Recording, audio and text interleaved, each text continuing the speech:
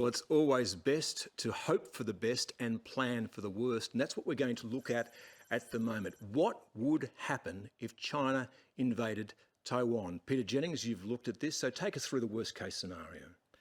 So, Chris, it's far from being the only scenario that we should think about, but an attack on Taiwan, I think, is perhaps the most likely flashpoint for a conflict in the Indo-Pacific.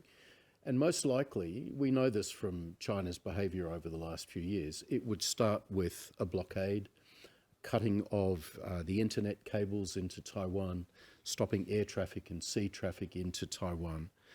And from there, I think China would seek to win its objectives without military force, but if it couldn't do that, it would then launch significant missile strikes onto the air bases and the port facilities, attacking the Taiwanese military and attacking Taiwan's senior leadership.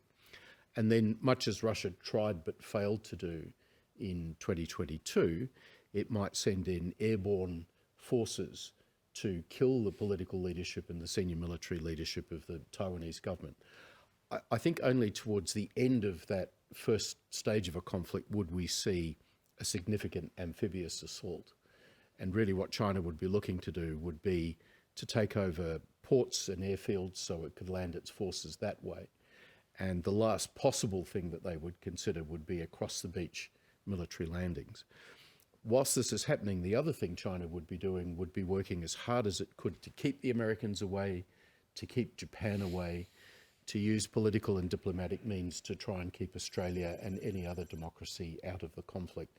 That's how I think this would unfold in its early stages. So the question for this cabinet is this something that Australia could sit out? And Jennifer Parker, could you kick us off and then everyone? Yeah, thanks so much, Chris. Look, there are a lot of debates about how this could unfold.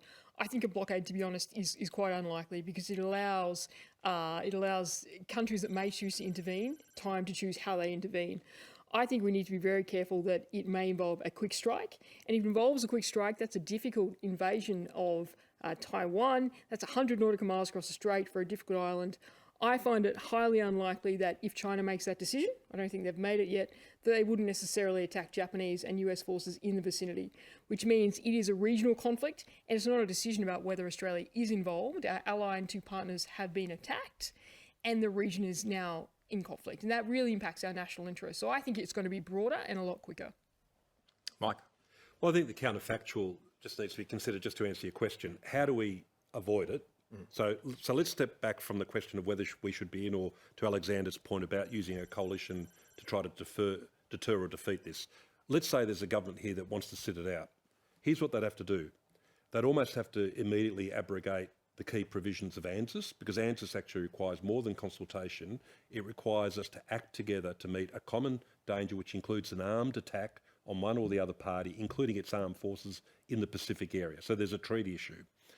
The Americans would be entitled, unless we ripped up the treaties and closed Pine Gap and Northwest Cape down, to keep using those facilities to support their war operations, both Pine Gap and Northwest Cape. Northwest Cape, famously, going right back to Mr. Whitlam's day, communicates to US nuclear submarines, including with missile launch orders.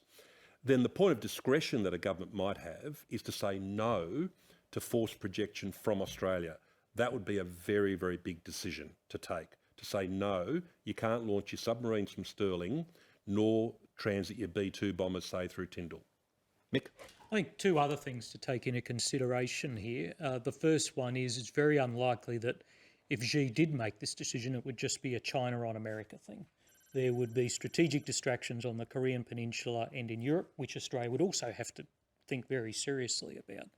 But the most important thing is Xi has to be absolutely assured that he will be successful. Whether he goes short or goes long, with a bolt from the blue or protracted conflict, he absolutely must be assured that he will be successful, because his position rests on it, and the legitimacy of the Chinese Communist Party probably does too. So the more we can influence his determination to do that and deter him personally from doing this, the better off the whole region will be. Well, as we are saying about the working in alliance with other countries, I think that goes without saying China is thinking about that too. And we're coming back to the comments that we made in the beginning of the session. So China Russia, North Korea, Iran. So how that unfolds will be absolutely concerning. And let's not forget that the threat to Australia is closer than we think. So think about last year, November, exercises of Russia and Indonesia. We should not forget about that fact. And although remaining non-aligned to any policy, so they're still doing these exercises. More than that, Russia has officially requested to place their military planes, nuclear bombers and military transport planes on their bases. So they rejected today, but it doesn't mean that it will not change tomorrow. Ross? I think, can we sit this out? My view is we really can't. And Mike was right about the alliance. You'd have to effectively abrogate a lot of it. And I just point out to everybody in the recent Lowy Institute poll that 80% of the public said that they regarded the ANZUS alliance, or alliance with the United States, to be either important or very important.